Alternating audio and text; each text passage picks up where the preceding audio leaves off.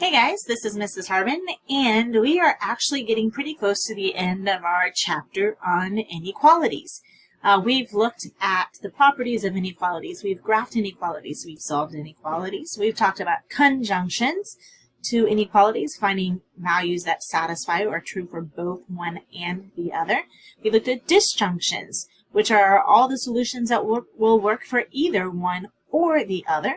And today we're going to revisit absolute value and absolute value equations. So let's take a quick look at absolute value. Our lesson objective for today is that you, the student, will solve absolute value equations.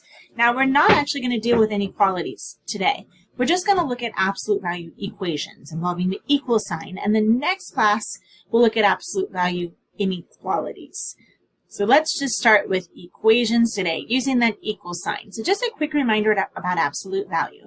If you remember, one way to think of absolute value is the distance that a number is from the origin. The origin is 0, and we're talking about distance, we're talking about the number line. So here's our origin at 0, and if we look at the number 3, for example, it is 3 units away from 0, so its absolute value is 3.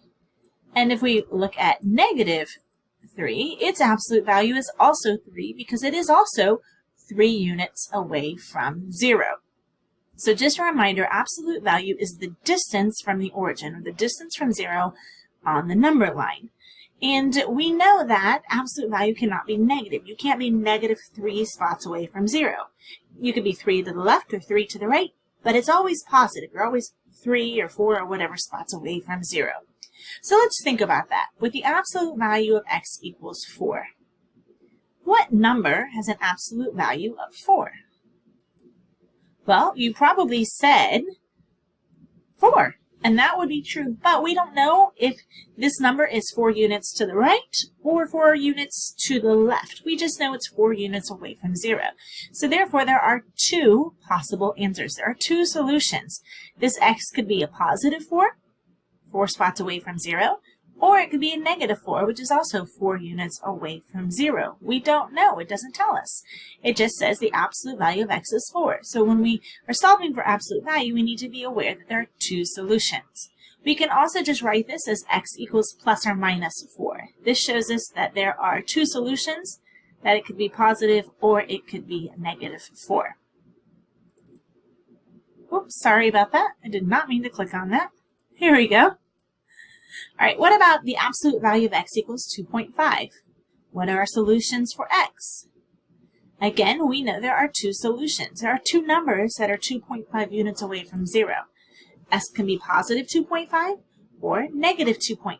Again, we can write that with that plus or minus 2.5 if we want to write that using the plus or minus symbol. If you see, we put this on a number line. We've got this unit is 2.5 away from 0, and this unit is 2.5 away from 0.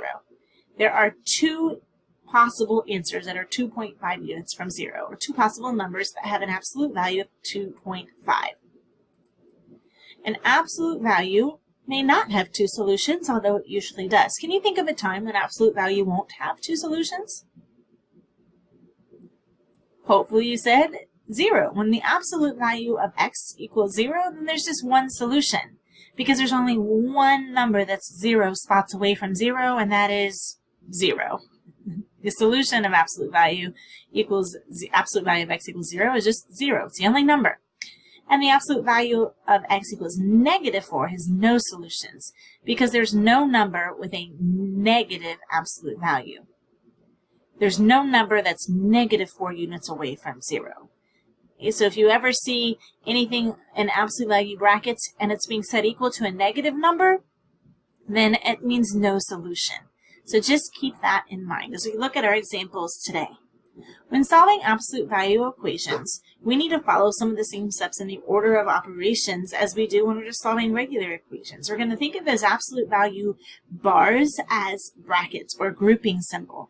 Remember, our order of operations is PEMDAS, or you can write GEMDAS, where G stands for our grouping symbols like parentheses or brackets. In this case, our absolute value bars will act like a grouping symbol. So we want to simplify within the absolute value symbol. then do exponents, multiply and divide, add and subtract, etc.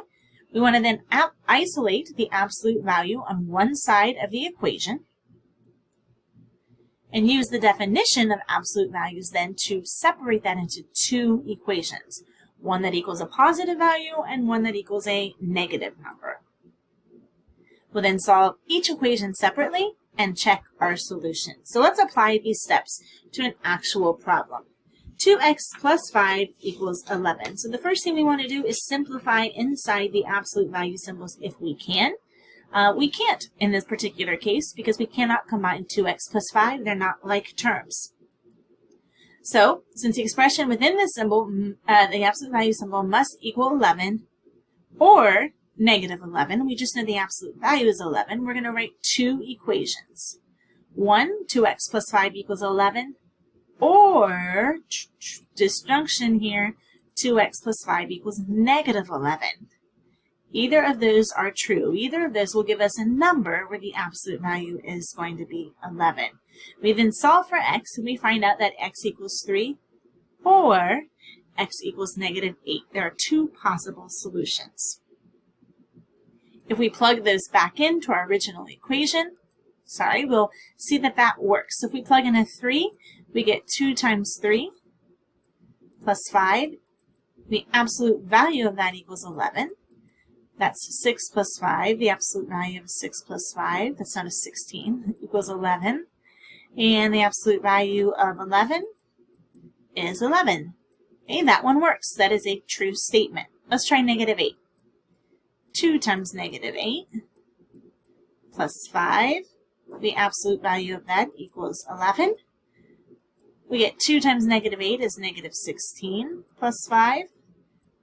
Again, inside the absolute value bars equals 11. Negative 16 plus 5 is negative 11. And the absolute value of negative 11 is 11. So that also works as well. So both of those did work when we checked our solutions. Let's try another one. 5 plus absolute value of 2y plus 4 minus 5y equals 21. The first thing we want to do is simplify inside the absolute value bracket if we can, and in this case, we can. We've got some terms that we can combine, our 2y and our negative 5y, combine to negative 3y. We then want to isolate the absolute value symbol bracket grouping so it's by itself, which means we need to get rid of this positive 5 over here on the left, and we're going to do that by subtracting 5. Whatever we do to the left, we also do to the right, so we now have negative 3y plus 4 equals 16.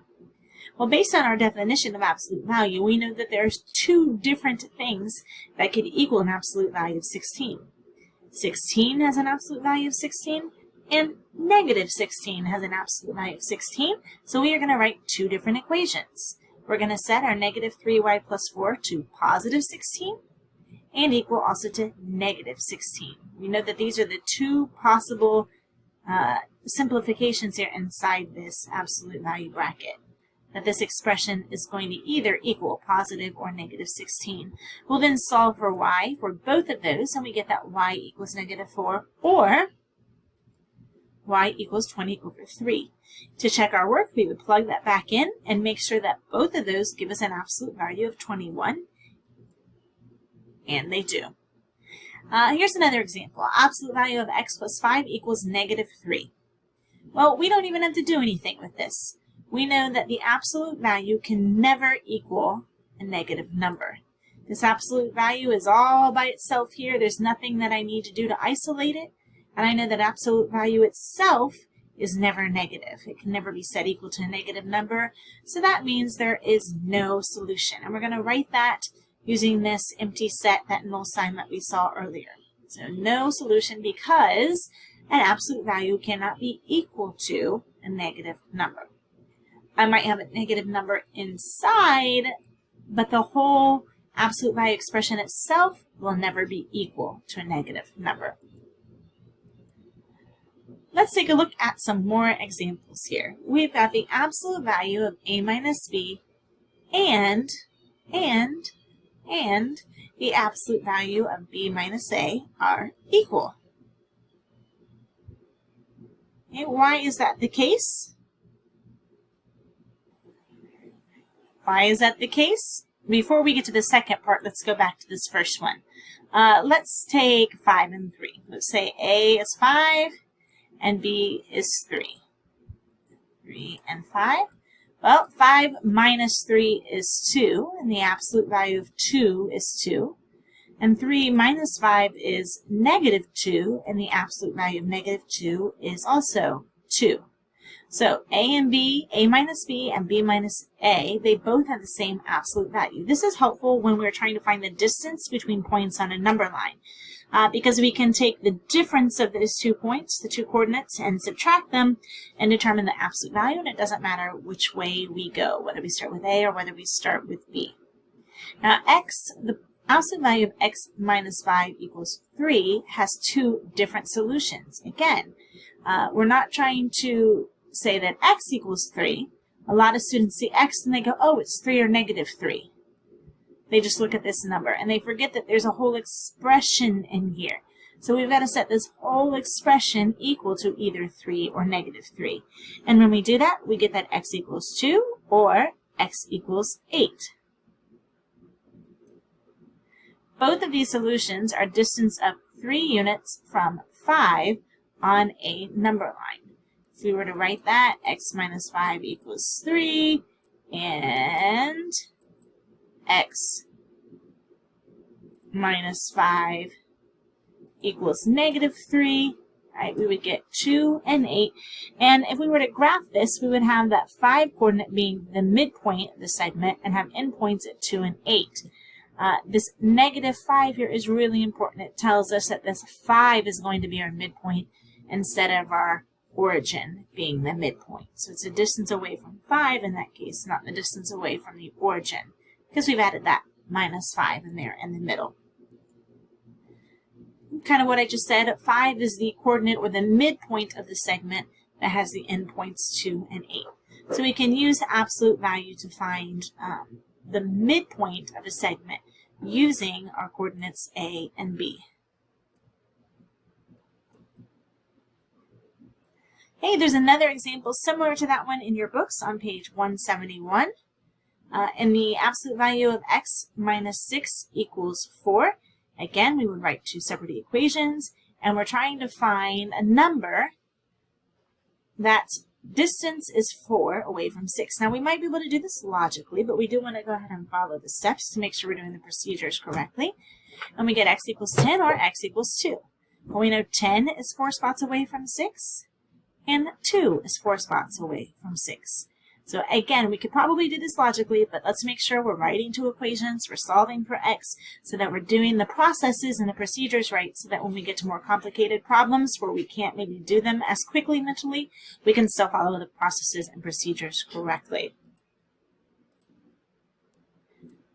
All right, let's take this 2 units from negative 7. I clicked my arrow a little too quickly there, and we want to go ahead and write now an absolute value equation to find the numbers here. All right, we're going to write that as the absolute value of x minus negative 7. So the number that we want as our origin or as our midpoint goes here, is equal to, and the number that we want as our absolute value or distance is here. So the number that's going to be our midpoint, what we're trying to find our distance from, goes here, x minus this midpoint, and the number that we're using as our distance away, 2 units away, goes on the outside.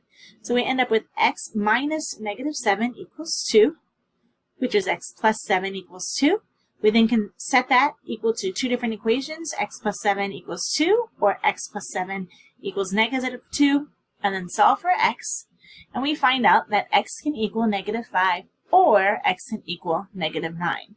Those are the 2 numbers that are 2 units away from negative 7. Again, you might have been able to do this mentally or logically, but let's make sure we can follow the processes, the procedures, so that when we get to more complicated problems that we can't solve mentally, we know how to do these procedures. All right, today we solved absolute value equations, and we recognize that absolute value equations typically have 2 possible answers, unless the absolute value is 0, which only has 1 answer, or if the absolute value is set to a negative number, we know there are no solutions. If you guys have any questions, be sure to ask me next class.